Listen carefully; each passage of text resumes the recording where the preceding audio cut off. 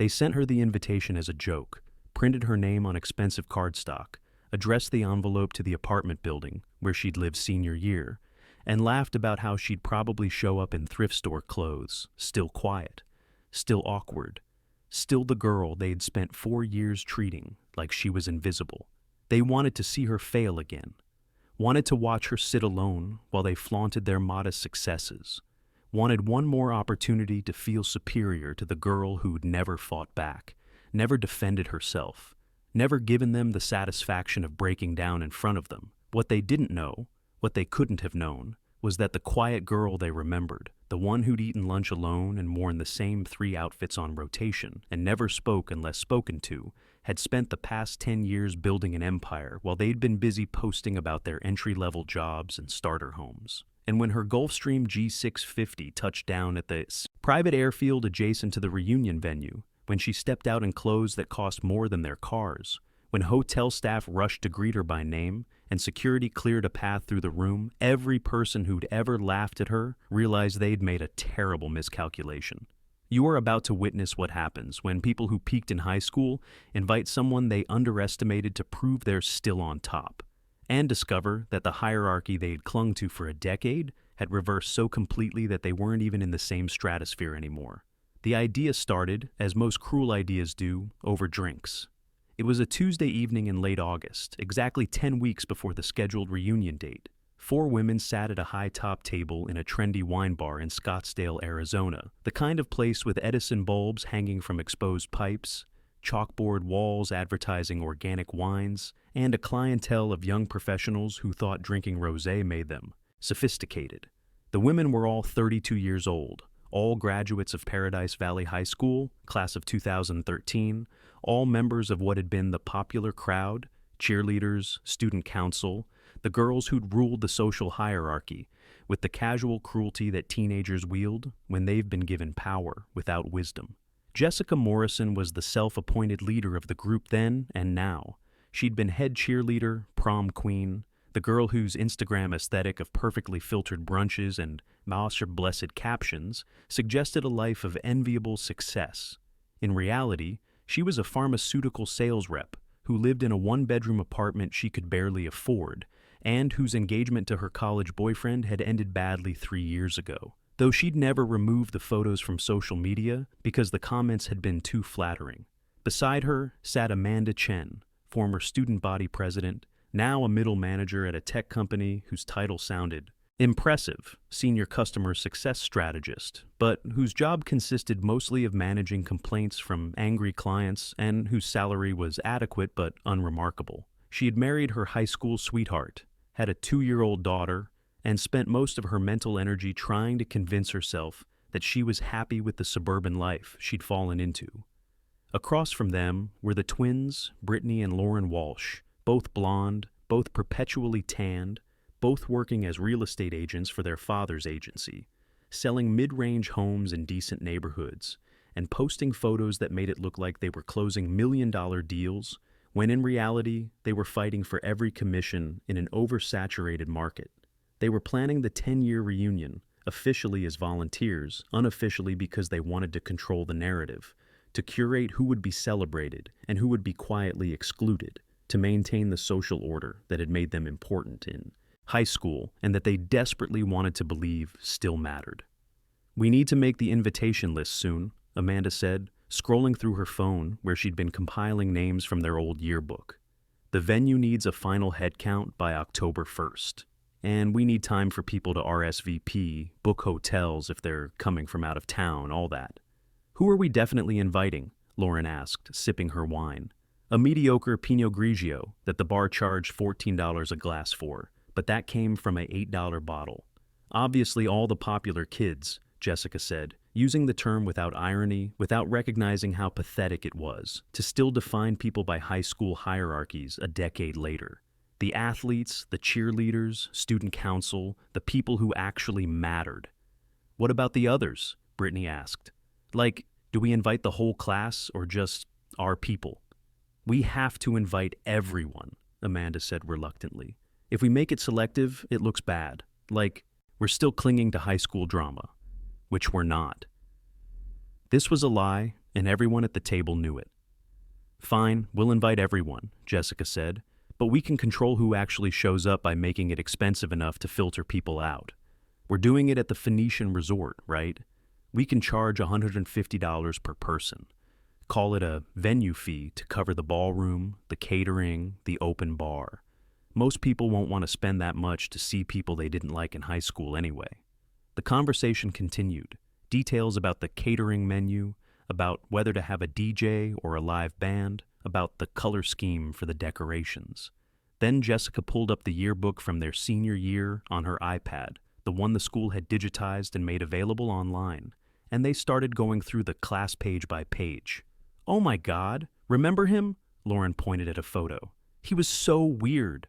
"What's he doing now?" Brittany asked. Jessica searched Facebook. "Looks like he's an accountant, living in Gilbert, married with 2 kids. Boring." They went through dozens of photos, making snap judgments about people's current lives based on social media profiles, laughing at those who'd let themselves go, feeling superior to those who hadn't achieved as much as they had predicted, feeling envious of the few who'd clearly done well. And then they reached page 47 of the yearbook, and there was her photo, Sarah Chen. No relation to Amanda, despite sharing a last name, just a coincidence in a large Chinese-American community in Phoenix. The photo showed a girl with long, dark hair pulled back in a simple ponytail, no makeup, wearing a plain navy blue sweater that looked slightly too large. Her expression was neutral, not smiling, not frowning, just there. She looked tired. She looked like someone who'd learned that invisibility was safer than presence. The table went silent for a moment, and then Jessica started laughing. Not a polite chuckle, but a genuine, cruel laugh that she didn't even try to suppress. "Oh my God," Jessica said. "Sarah Chen, the ghost." "We called her that?" Amanda looked uncomfortable. "You didn't remember? We totally called her that, because she was just there, but not there, like a ghost. She never talked to anyone, never went to parties, always wore the same clothes, ate lunch alone every single day." "She was poor, right?" Brittany asked, though she knew the answer. "Like, her family didn't have money?" "Her mom was a housekeeper," Lauren said, the word housekeeper delivered with a particular emphasis that made it clear what she thought about people who cleaned houses for a living. "And I think her dad had left or died or something. It was just her and her mom in some apartment." "I heard she worked at the grocery store after school," Amanda added. "Like, bagging groceries and cleaning shopping carts." "God, can you imagine?" Jessica said. "Working at a grocery store in high school? While we were at cheer practice and student council meetings, she was bagging groceries." The pity in her voice was worse than the mockery, dripping with condescension and superiority, with the unspoken assumption that Jessica's life had been better, more valuable, more important, because she'd been popular while Sarah had been invisible. "What's she doing now?" Brittany asked, curious despite herself. Jessica searched for Sarah Chen on Facebook, Instagram, LinkedIn, every social media platform she could think of. Nothing, no profiles, no photos, no digital footprint. "I can't find her," Jessica said, frowning. "She's not on social media at all." "Maybe she's still poor and embarrassed," Lauren suggested. "Or maybe she, failed at life and doesn't want anyone to know." "Or maybe she's dead," Brittany said. And they all laughed even though it wasn't funny, even though the casual cruelty of joking about someone's potential death should have given them pause. "Wait," Amanda said, something occurring to her. "Should we invite her?" The table went silent again, but this time the silence was thoughtful, calculated. "Why would we invite her?" Lauren asked. "Because—" Amanda paused, trying to articulate the idea forming in her mind. "Because it would be funny. Think about it. Everyone else is going to show up bragging about their jobs and their houses and their marriages. And she'll show up in whatever cheap clothes she can afford, probably still awkward, probably still working some dead-end job. It'll make everyone else feel better about themselves, like, at least I'm not her." Jessica's eyes lit up. "That's actually brilliant. We'll invite her, and she'll probably not come because she's too embarrassed. But if she does come, it'll be like proof that we all made it, and she didn't." "That's kind of mean," Amanda said, though her tone suggested she was trying to convince herself more than the others. "We're not being mean," Jessica insisted. "We're inviting her to a class reunion that everyone is invited to. How is that mean? If she comes, great. If she doesn't, whatever. We're just following the rules. Invite everyone from the class. But the smile on Jessica's face, the gleam in her eyes, made it clear that this was absolutely about being mean, about having one more opportunity to feel superior, about bringing someone to the party specifically so they could be the baseline against which everyone else measured their success. "Do we even have her address?" Brittany asked. They searched the alumni database that the school maintained, found an old address from when Sarah had filled out a form for some SEPA scholarship application senior year, an apartment building in a working-class neighborhood in Tempe, the kind of place with cracked parking lots and window unit air conditioners. "That address is probably old," Amanda said. "It's been 10 years. "So we send it anyway," Jessica decided. "If it gets returned, whatever. If she gets it and comes, even better." 2 weeks later, Jessica sat at her kitchen table with a stack of cream-colored envelopes, expensive cardstock invitations professionally printed with gold foil lettering. "You are cordially invited to the Paradise Valley High School. Class of 2013, 10-year reunion. Saturday, November 4th, 2023, 7 p.m., midnight, the Phoenician Resort, Scottsdale, Arizona. Tickets, $150 per person. Business cocktail attire." She addressed most of the envelopes by hand, or rather, she'd paid a calligrapher $200 to address them, because that seemed more elegant, more impressive. But when she got to Sarah Chen's invitation, she addressed it herself in her own handwriting, deliberately messy, barely legible, because it didn't really matter if Sarah could read it or not. She addressed it to the Tempe apartment, licked the envelope, stamped it, and added it to the pile of outgoing mail. And then she texted the group chat with the other organizers. "Ghosts. Invitation is in the mail. Let's see if she haunts our reunion, LAL."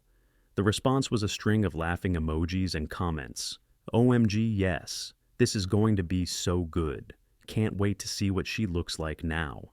Probably still wearing clothes from Goodwill. $10 says she doesn't show. $20 says she shows up and leaves crying." None of them stopped to consider that sending someone an invitation specifically to mock them was cruel. None of them questioned whether they had grown at all since high school, whether a decade of adulthood should have taught them empathy, kindness, or humility. They just laughed and planned their reunion and looked forward to November, to the moment when they could feel superior one more time, could reassure themselves that high school had been the best years of their lives, because everything since had been a slow slide into mediocrity that they desperately wanted to pretend was success. What they didn't know, what they couldn't have, imagined, was that the invitation would reach Sarah Chen at a very different address than the one they'd sent it to. It would be forwarded through an expensive mail service, delivered to a penthouse in downtown San Francisco, opened by an assistant who screened all mail, and placed on a desk made of Italian marble in an office with floor-to-ceiling windows overlooking the bay. And Sarah Chen, reading the invitation, would smile slightly, not with bitterness or anger, but with something closer to amusement, and mark the date in her calendar, because she had nothing to prove, but she was going anyway, not for them, for herself. Saturday, November 4th, 2023.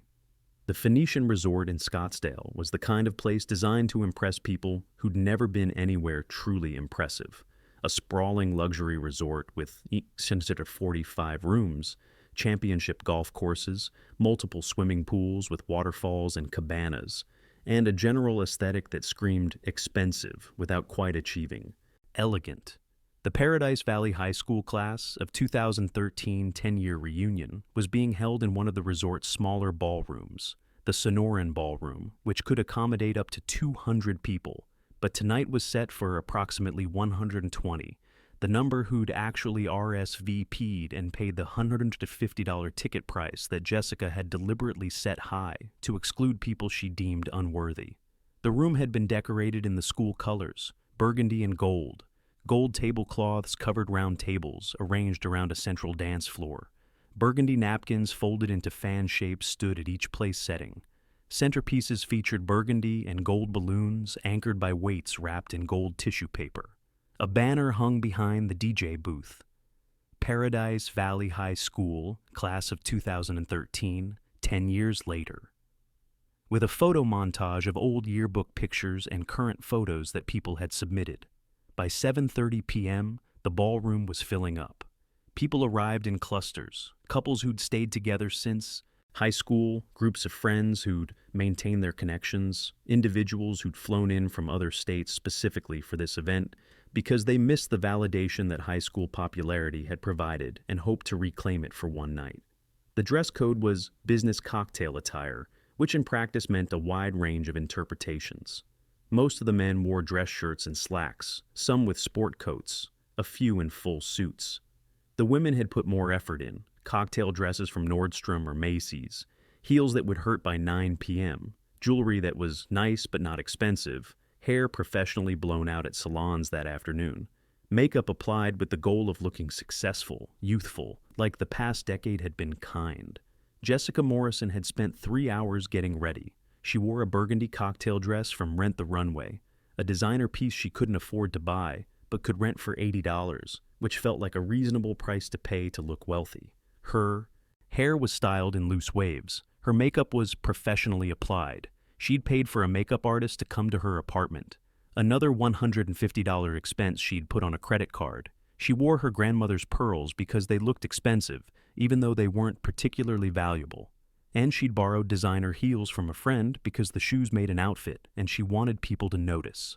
She stood near the entrance with Amanda, Brittany, and Lauren, greeting people as they arrived, accepting compliments on the venue and the decorations, basking in the role of organizer, of person in charge, of someone important. "Jessica, oh my God, you look amazing!" A former classmate named Melissa approached, hugging Jessica with a kind of performative enthusiasm that suggested they'd been close friends in high school, when in reality they'd barely spoken. "So do you. How have you been?" Jessica asked, not particularly caring about the answer. "Great, I'm living in Denver now. Working in marketing, just got engaged." Melissa flashed a ring. Decent-sized, nothing spectacular. The kind of ring that a guy with a good job but not wealth would buy. "Congratulations," Jessica gushed, feeling a familiar pang of envy because she was still single, still pretending that being unmarried at 32 was a choice rather than a result of relationships that had failed. The conversation continued in this vein for several minutes. Surface-level updates, performative excitement, comparisons disguised as compliments. Then Melissa moved on to greet other people, and Jessica turned back to her organizing committee. "This is going so well," Amanda said, surveying the room with satisfaction. "Everyone's having a good time." "Wait until the speeches," Jessica said. "I'm doing a welcome speech, and then we're going to play a slideshow of everyone's then and now photos. People are going to love it." Around the ballroom, conversations were happening in clusters. A group of former football players stood near the bar, beer bottles in hand, their builds no longer as athletic as they had been a decade ago, talking too loudly about a game they'd won their senior year, as if it still mattered, as if anyone cared about high school football 10 years later. A cluster of women who'd been in choir together stood near the appetizer table, picking at cheese and crackers while discussing their children, comparing developmental milestones, swapping stories about pediatricians and preschools, each trying to subtly suggest that their child was more advanced than the others. Two guys who'd been in computer club together stood awkwardly near the edge of the room, nursing drinks and looking uncomfortable in suits that didn't quite fit, clearly having been invited to fill out the numbers, but not truly welcomed into the inner circle that still existed even a decade later. By 8 p.m., about 90 people had arrived, a good turnout, not spectacular, but enough to make the room feel full without being crowded. The DJ was playing a mix of current hits and throwback songs from 2013, Bruno Mars, Macklemore, Lorde, songs designed to trigger nostalgia for their senior year, for football games and prom and graduation, for a time when they had all been 18 and had thought the whole world was ahead of them. Jessica stood on a small stage area that had been set up for speeches, tapping a microphone to get everyone's attention. The room gradually quieted, people turning toward her with drinks in hand. "Hi, everyone!" Jessica's voice boomed through the speakers, too loud, and the DJ quickly adjusted the volume. "Welcome to the Paradise Valley High School class of 2013 10-year reunion." Applause and cheers, genuine excitement from people who were legitimately happy to be there, to see old friends, to temporarily escape their adult lives and pretend they were 18 again. I just want to say thank you all for coming, Jessica continued. It's so amazing to see so many familiar faces, to see how everyone has grown and changed and, well, some of us haven't changed that much. Laughter from the crowd at the self-deprecating joke that wasn't really self-deprecating because Jessica very much believed she'd improved since high school. We have an amazing night planned. There's an open bar. Please drink responsibly, or at least not until after the DJ's done. So, we have witnesses to your embarrassing dance moves. More laughter. We're going to have a slideshow later, showing everyone's then and now photos. We have a photo booth set up in the corner with props. And of course, we'll be dancing because what's a reunion without dancing to the songs that defined our senior year? Jessica paused, looking around the room with a smile that didn't quite reach her eyes. I know some people couldn't make it tonight. They're too far away, or they had other commitments, or they just, didn't want to face us because they haven't done as well as they'd hoped. This was supposed to be a joke, but the underlying cruelty was obvious. But we're here, we made it, and we should celebrate that. More applause. Jessica stepped down from the stage, feeling successful, feeling important, feeling like this night was validating everything she'd hoped it would validate. Amanda approached her. That was great. When are we doing the slideshow? Around 9, Jessica said. Let people get a few drinks in them first. Loosen up. Then we'll hit them with the nostalgia. Has she shown up? Lauren asked, joining them. They didn't need to clarify who she was. They all knew. Not yet, Jessica said, glancing at the entrance. Probably not coming. I mean, would you come to a reunion if you were a total failure? Maybe she doesn't even live here anymore, Brittany suggested. Maybe the invitation got forwarded, and she lives in, some tiny town in the middle of nowhere, too poor to afford the flight back. Or maybe she got the invitation and realized how pathetic it would be to show up and face everyone who's actually successful, Amanda added. They laughed, feeling superior, feeling validated that their assumption about Sarah had been correct, that she was too embarrassed, too poor, too much of a failure to show up and face the people who'd ignored her in high school. What they didn't know was that at that exact moment, approximately 12 miles away, a Gulfstream G650 was approaching Scottsdale Airport. The Gulfstream G650 cut through the night sky at 41,000 feet, its twin Rolls-Royce engines carrying it smoothly toward Arizona at 516 knots. Inside the cabin, Sarah Chen sat in a cream-colored leather seat, working on her laptop, reviewing a contract that her legal team had sent for final approval before Monday's board meeting. The interior of the G650 was customized to her specifications.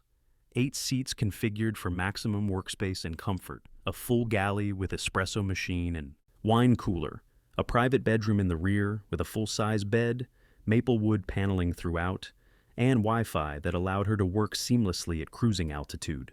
The plane had cost $67 million new, she'd paid cash, and she'd spent another $8 million on the custom interior. It was, objectively, an absurd amount of money to spend on transportation, but Sarah had learned that in certain business circles, how you arrived mattered almost as much as what you did after you arrived.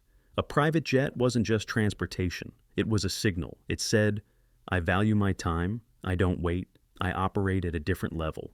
Sarah was 32 years old, though she looked younger. Good genes, excellent skincare, and a life largely free from stress contributed to her youthful appearance. She had the same long dark hair she'd had in high school, but now it was professionally cut and colored, styled in loose waves that framed her face elegantly. She wore a black Armani pantsuit tailored specifically. To her measurements, a white silk Hermes blouse and Louboutin heels. Her jewelry was minimal but expensive. Diamond stud earrings, a Cartier watch, a simple platinum necklace. She looked like what she was, wealthy, successful, powerful.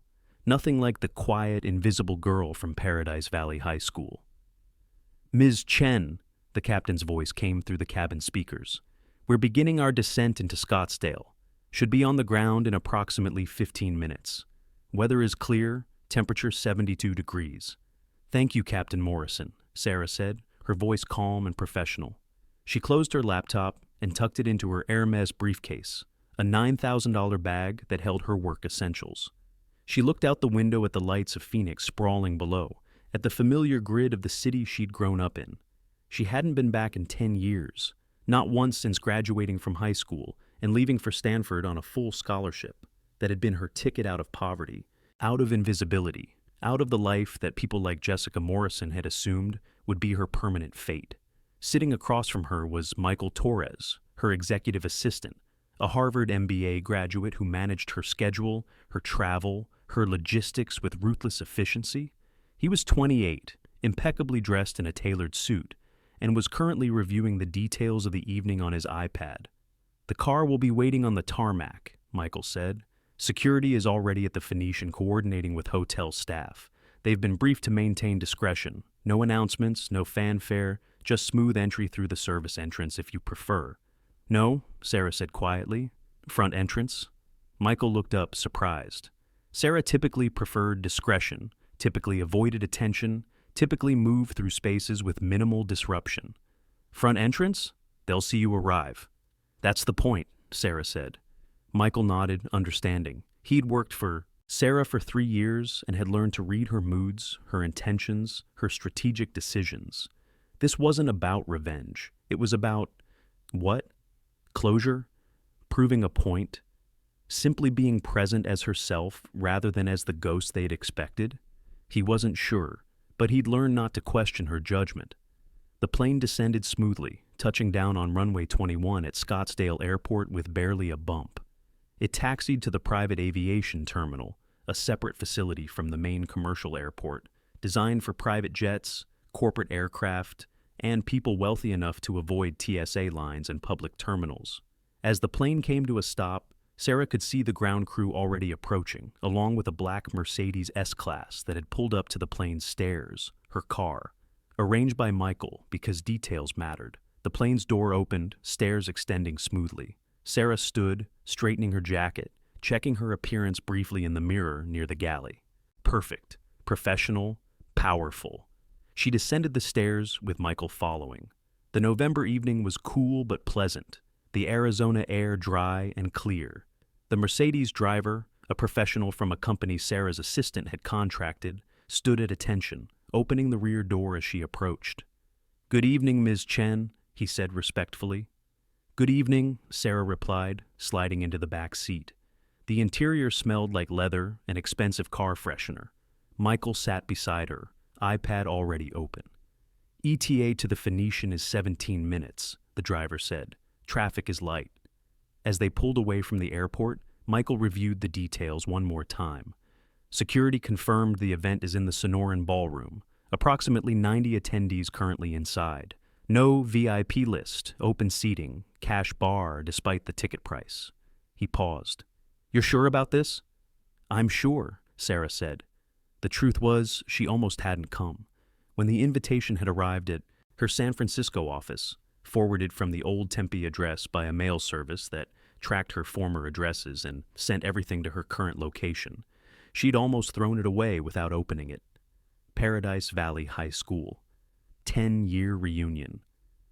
Why would she want to revisit a place where she'd been invisible, where she'd spent 4 years being ignored, mocked, dismissed, where girls like Jessica Morrison had made it clear that Sarah didn't matter, wasn't important, wasn't worth acknowledging?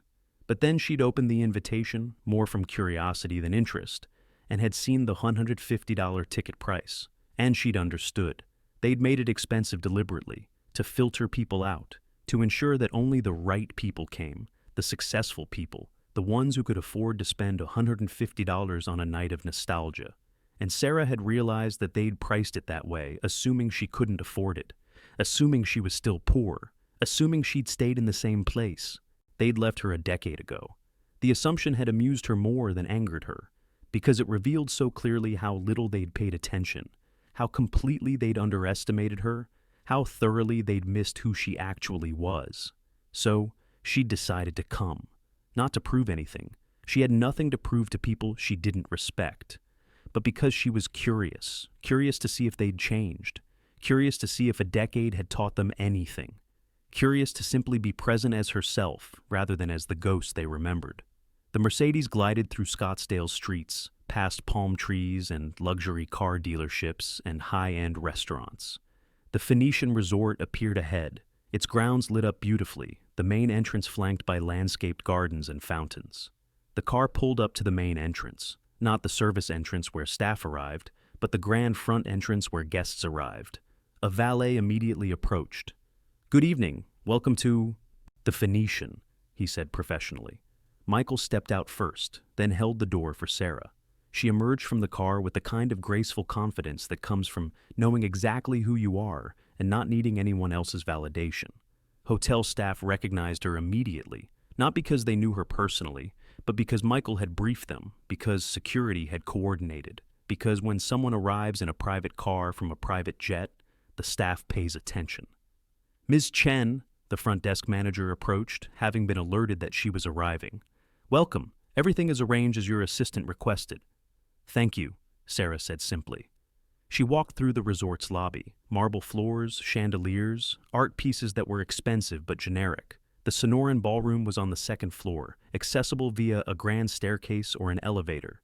Sarah chose the stairs. As she ascended, she could hear music and laughter filtering through the closed ballroom. Doors. The party was in full swing. People were drinking, dancing, reliving their glory days. Sarah paused outside the doors, taking a breath. Michael stood beside her, ready to follow her lead. "You don't have to do this," he said quietly. "We can leave. You owe these people nothing." "I know," Sarah said, "but I'm curious." She nodded to the hotel staff member standing near the doors, a young man in the resort's uniform who'd been briefed to open the doors when she arrived. He pulled the doors open, and Sarah Chen walked into her high school reunion. The timing was perfect. Sarah's entrance coincided with a lull in the music, that moment when the DJ was transitioning between songs and the room's noise level dropped from loud to merely conversational, which meant that when the ballroom doors opened, when Sarah walked in with Michael Torres trailing slightly behind her in his expensive suit, people noticed.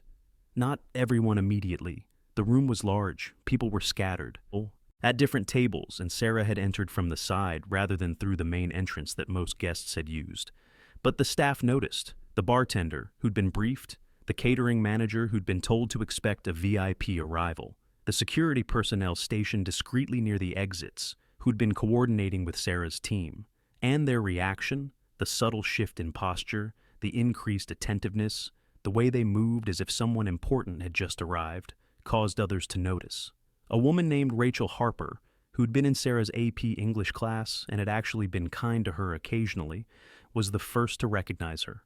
Rachel was standing near the entrance, had turned to see who'd arrived, and had frozen, her wine glass halfway to her lips, staring. "Oh my God," Rachel said to her husband, a man who hadn't attended Paradise Valley and didn't know anyone here. "That's Sarah Chen." "Who?" her husband asked, not particularly interested. "She went to my high school. She was quiet. I mean, really quiet. Like invisible." Rachel paused, processing what she was seeing. "But that can't be her. Look at her. Look at her suit. That's designer. Those shoes are Louboutins. I know because I almost bought them last month and couldn't justify the $900 price tag." Sarah moved through the room with quiet confidence, not rushing, not hesitating. She walked like someone who'd been in countless rooms more intimidating than this, who'd stood before venture capitalists and corporate boards and international investors, who'd learned that presence mattered more than volume. Michael stayed one step behind, not drawing attention, but clearly with her. Clearly her assistant or security, or someone whose job was to facilitate her presence. More people were noticing now. Conversations were pausing, people were turning, staring, whispering to each other. Is that Sarah Chen? The quiet girl? The one who used to eat lunch alone? It can't be. Look at her. That suit probably costs more than my car payment. Who's the guy with her? Is that her husband? No, look at how he's standing. That's an assistant, or security. Near the bar, Jessica Morrison was laughing at something Brittany had said when Amanda grabbed her arm. "Jessica," Amanda said, her voice strange. "Jessica, look." Jessica turned, irritated at being interrupted mid-laugh. "What?" Amanda pointed. Sarah Chen just walked in. Jessica's brain took a moment to process this information. Sarah Chen. The ghost. The girl they'd invited as a joke. She'd actually come? Jessica felt a surge of satisfaction. This was going to be even better than she'd hoped. She'd get to see Sarah in her cheap clothes, awkward and uncomfortable, a living reminder that Jessica had made it and Sarah hadn't. But then Jessica actually looked at who Amanda was pointing at. The woman walking through the ballroom bore no resemblance to the girl Jessica remembered. The suit alone, Jessica. Recognized quality when she saw it, had spent enough time browsing designer websites she couldn't afford, was easily $3,000, probably more. The shoes were definitely Louboutins. Jessica knew the distinctive red soles. The bag, Hermes, looked like the Birkin model that had a 2-year waiting list and cost more than Jessica's car. And the way she moved, the way she carried herself, that wasn't the posture of someone poor, someone embarrassed, someone who'd failed. That was the posture of someone who knew exactly how valuable she was and didn't need anyone else's confirmation. "That's not her," Jessica said, but her voice was uncertain. "That can't be her." "It is," Amanda said. "I recognize her face. That's definitely Sarah." Across the room, Sarah had stopped at a table where Rachel Harper was sitting. Rachel stood up, approaching cautiously. "Sarah?" Rachel said, her voice questioning, despite being sure. Sarah turned, smiled, a real smile, warm and genuine. "Rachel, hi. It's been a long time." 10 years, Rachel said, still processing. "You look amazing. I almost didn't recognize you." "Thank you. You look great too." Sarah's tone was friendly, but not overly familiar. They hadn't been close in high school. Rachel had been kind, but kindness wasn't the same as friendship. "What are you doing these days?" Rachel asked, the universal reunion question. "I'm in tech," Sarah said simply. "I founded a company in San Francisco. We do AI-driven data analytics for enterprise clients." This was an understatement so massive it bordered on dishonest. Sarah's company, Athena Analytics, was valued at $2.8 billion. She'd founded it 6 years ago, at age 26. After working for 3 years at Google post-Stanford, she'd identified a gap in the market for AI tools that could process unstructured data for Fortune 500 companies, had built a prototype with her own money, and one engineer working out of her apartment had pitched it to investors who'd initially dismissed her as too young and too inexperienced, and had eventually secured $2 million in seed funding from a venture capital firm that specialized in taking risks on unconventional founders.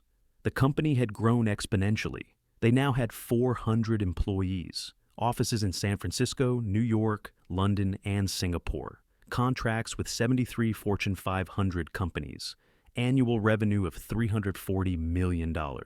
And Sarah owned 62% of the company, making her net worth approximately $1.7 billion. But she didn't say any of that. She just said she was in tech. "That's amazing," Rachel said. "Are you married? Kids?" "No and no," Sarah said. "I've been focused on building the company, maybe someday." Their conversation continued for a few more minutes, pleasant and surface level, but around them, the whispers were intensifying. People were connecting the dots. Sarah Chen, tech, San Francisco. Someone pulled out their phone, searched Sarah Chen, tech San Francisco, and found her LinkedIn profile, found articles about Athena Analytics, found Forbes' 30 Under 30 list from 3 years ago where she'd been featured, found a TechCrunch article from last year about her company's $800 million Series C funding round. "Oh my God," someone whispered. "She's a billionaire." The word spread through the room like wildfire. Billionaire, or close to it. Definitely hundreds of millions. Definitely more successful than anyone else in this room. Jessica Morrison felt like the floor had dropped out from beneath her.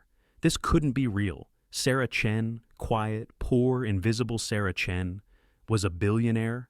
She watched as Sarah moved through the room, not seeking attention, but receiving it anyway. People approaching her to say hello, to catch up, to suddenly remember being friendlier to her than they actually had been. And Sarah was gracious. She said hello, she smiled, she asked people about their lives and listened to their answers. She didn't brag about her success, didn't flaunt her wealth, didn't make anyone feel small, which somehow made it worse. Because if she'd been cruel, if she'd rubbed her success in their faces, Jessica could have dismissed her as petty or insecure. But Sarah didn't need to do that. Her presence was enough. Michael Torres stood near the wall, watching, ensuring Sarah had everything she needed. A waiter approached him. "Can I get you anything, sir?" "Water, please." Still, room temperature, Michael said, then lowering his voice. And please ensure Miss Chen's preferences are noted. She doesn't drink alcohol at events. Sparkling water with lime, consistently available. The waiter nodded and disappeared. Within 2 minutes, a different staff member appeared near Sarah with a glass of sparkling water with lime, offering it discreetly. This level of service, this anticipation of needs before they were voiced, was not normal for a high school reunion, but it was normal for Sarah, and everyone in the room noticed. Jessica stood frozen near the bar, watching her carefully planned evening dissolve. She'd wanted to feel superior, wanted to prove she'd made it, wanted to use Sarah as a cautionary tale, a reminder of what failure looked like. Instead, she was confronting the reality that Sarah had succeeded beyond anything Jessica had ever imagined, that the girl they'd called the Ghost had built an empire while Jessica had been selling pharmaceuticals and renting dresses she couldn't afford to buy. Amanda appeared beside Jessica, her face pale. "Did you know?" "Of course I didn't know," Jessica snapped. "How would I have known? She's not on social media. She doesn't publicize her life. She just existed without us knowing." "We should go talk to her," Brittany suggested, approaching with Lauren. "And say what?" Jessica asked. "Hey, remember when we called you the Ghost and made fun of your clothes and deliberately invited you to this reunion as a joke? Surprise, turns out you're more successful than all of us combined." "We weren't that mean to her," Amanda said, but her voice was uncertain. "We ignored her," Lauren said quietly. "For 4 years, we acted like she didn't exist. We made her invisible." "She was invisible," Jessica insisted. "She didn't talk to anyone. She didn't participate. She just was." "Maybe she was invisible because we made her that way," Brittany said, a note of realization in her voice. "Maybe if we'd bothered to actually talk to her, to see her as a person instead of someone beneath us." "Oh, don't start getting philosophical," Jessica said bitterly. "She's successful. Good for her. That doesn't change the fact that we have our own lives, our own successes." But even as she said it, Jessica knew it was hollow.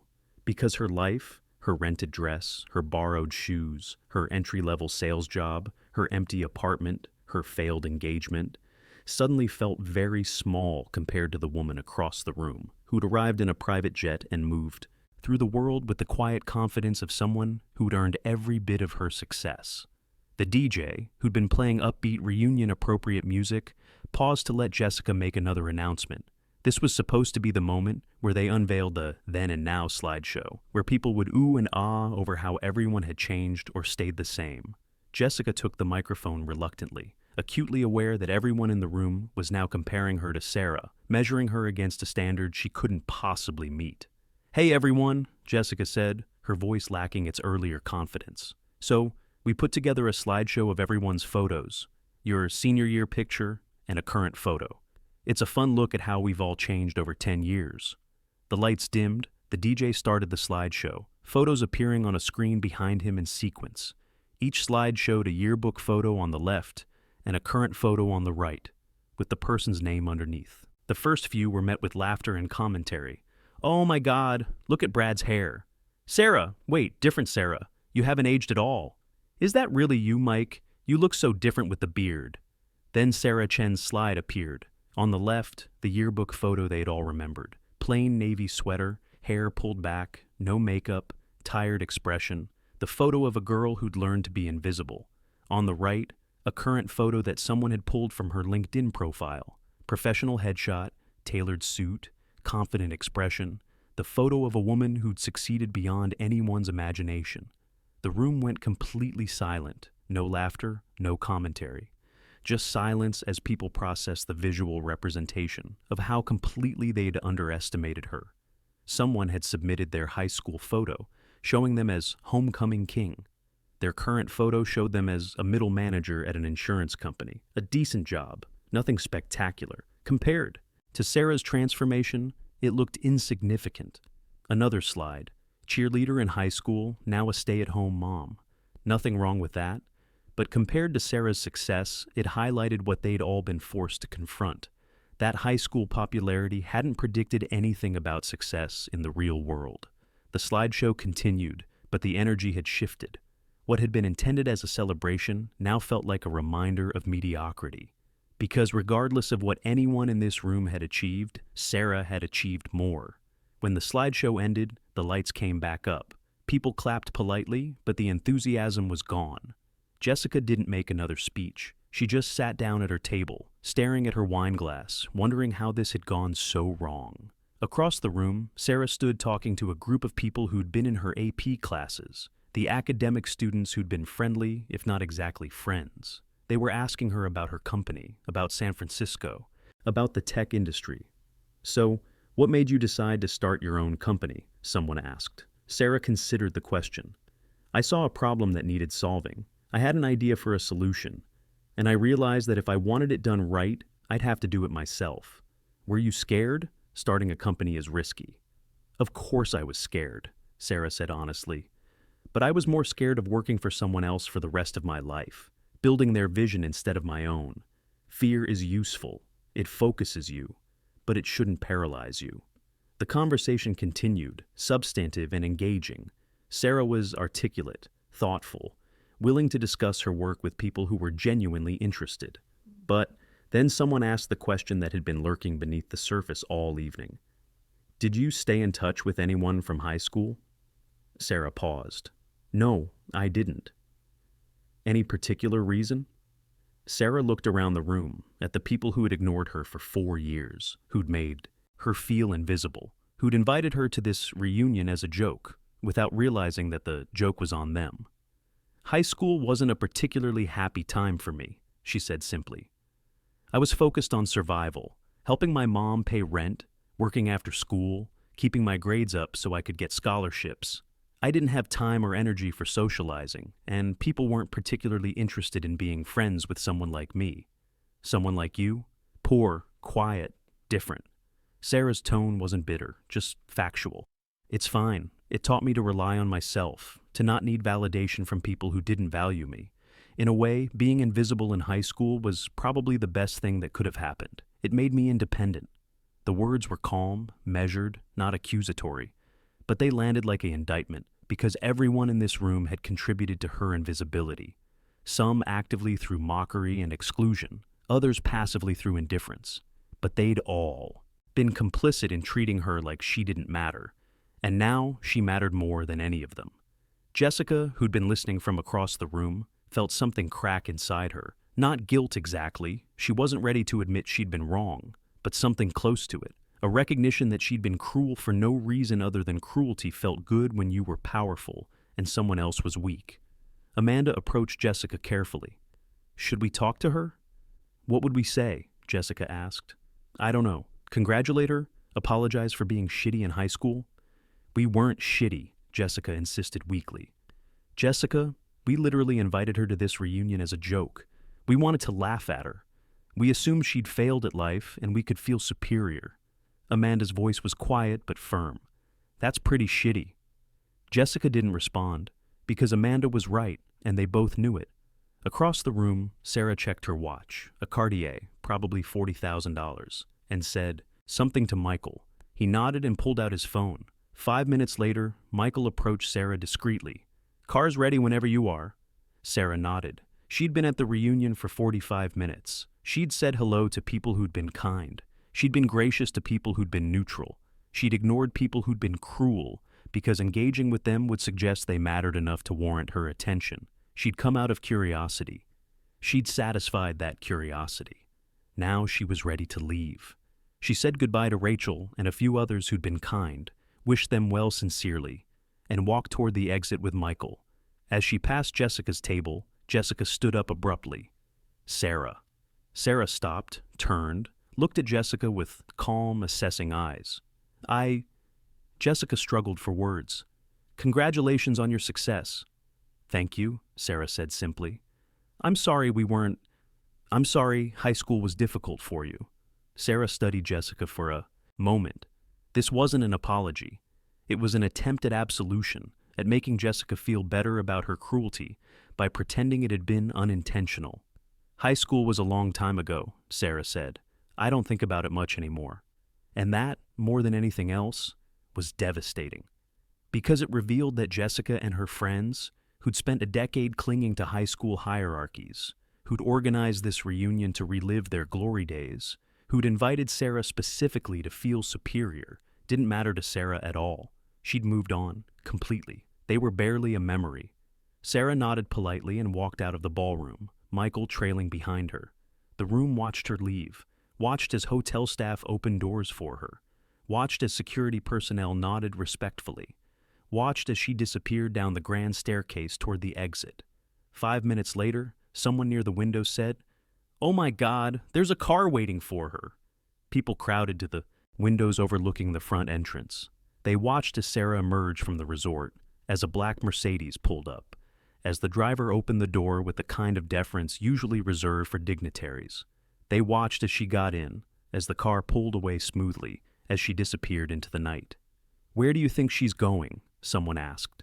Someone else, who'd been Googling Sarah on their phone, said, "According to flight tracking apps, there's a Gulfstream G650 registered to Athena Analytics that filed a flight plan from Scottsdale to San Francisco, departing at 10 p.m. tonight.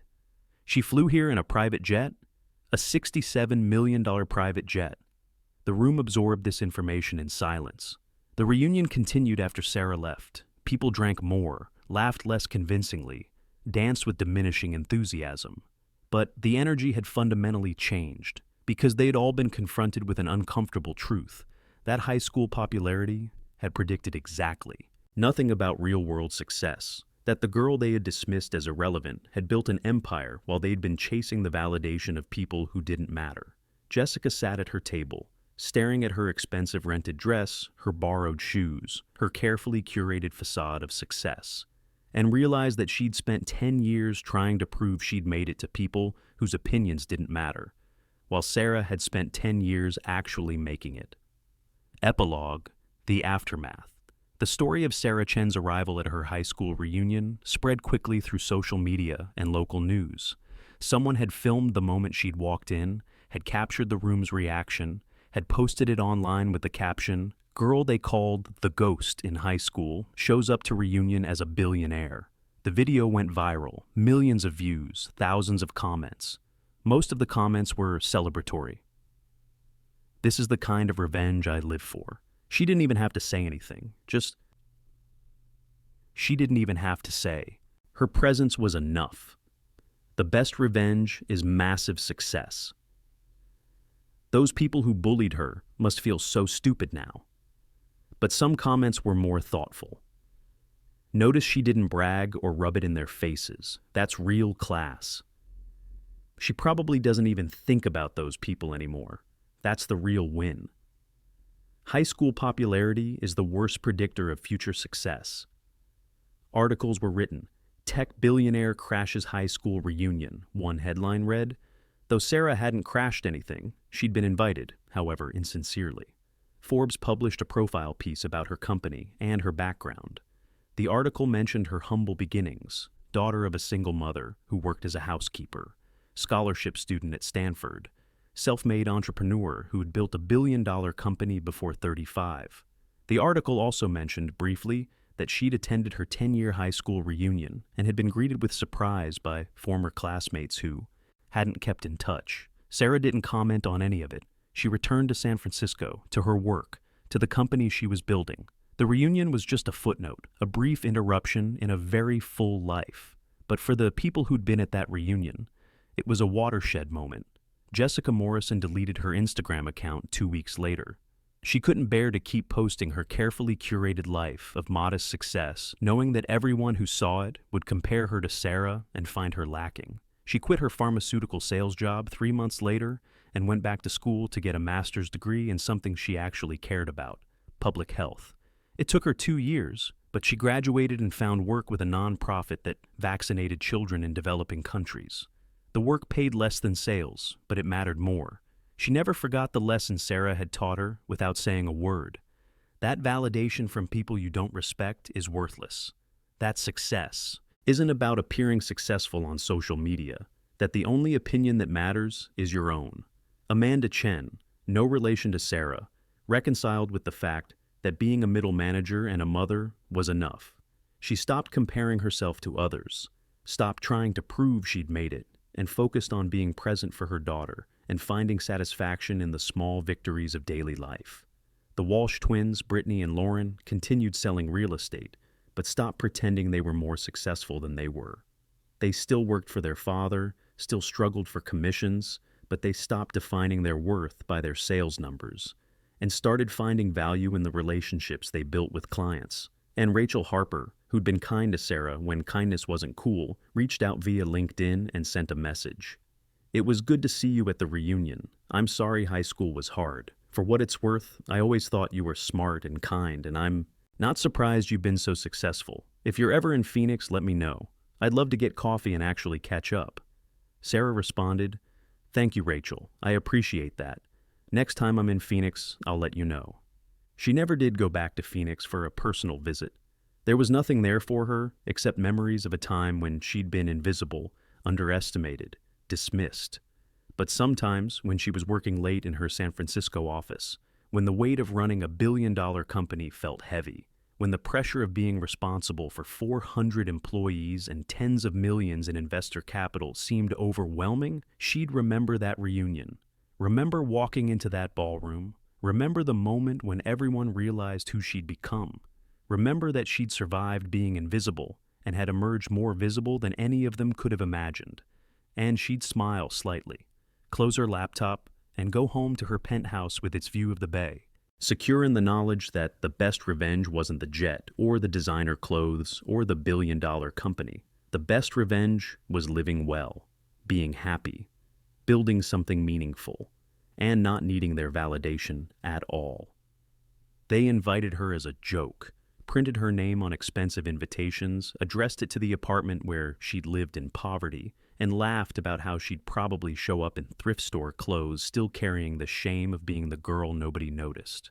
They wanted to feel superior one more time, wanted to prove that high school hierarchies still mattered, wanted to use her failure as evidence of their success. But they made one critical error. They assumed that invisibility meant absence, that silence meant surrender, that the quiet girl who'd never fought back in high school had simply accepted her place at the bottom and stayed there. They didn't know she'd been quiet because she was working, 2 jobs while maintaining straight A's. They didn't know she'd been invisible because she was focused on survival rather than popularity.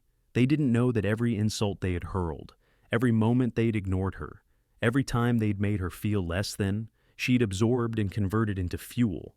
While they'd been posting graduation photos and college parties on social media, she'd been earning a full scholarship to Stanford. While they'd been landing entry-level jobs and celebrating like they'd made it, she'd been building a company from her apartment. While they'd been renting designer dresses they couldn't afford to look successful, she'd been becoming actually successful. And when her Gulfstream G650, $67 million in cash, touched down at Scottsdale Airport and her Mercedes pulled up to the resort's main entrance, every person who'd ever called her the ghost realized that ghosts don't stay invisible forever. Some of them rise. Some of them build billion-dollar companies. Some of them walk into rooms full of people who once dismissed them and freeze everyone in place not through confrontation or cruelty, but through the simple, undeniable fact of their presence. She didn't brag, didn't gloat, didn't rub her success in anyone's face. She just existed as herself, wealthy, powerful, accomplished, and that was enough. Because the best revenge isn't making people who hurt you feel bad. It's making them irrelevant. It's succeeding so completely that their opinions don't matter anymore. It's becoming so secure in who you are that you don't need their validation, their apology, or their acknowledgement. The reunion organizers had invited the class loser, expecting to mock her one more time. Instead, they learned that labels assigned by teenagers mean nothing, that high school popularity predicts nothing, that the girl they had underestimated had spent a decade proving them wrong while they'd spent a decade proving nothing at all. Her private jet arrival didn't freeze them because of the wealth it represented. It froze them because it revealed the truth they'd been avoiding, that they'd been cruel to someone who was always better than them. And unlike their modest successes, her empire was built on merit, not on making others feel small. Some lessons cost 150 reunion tickets. Others cost your entire sense of superiority. And when the class loser arrives in a private jet, you learn that the only real losers were the people who judged her in the first place. If this story resonated, if you've ever been underestimated, dismissed, made invisible by people who thought they were better than you, hit that like button. Share this with anyone who needs to hear that high school hierarchies are temporary, that bullies don't predict your future, and that success built on substance outlasts success built on status every single time.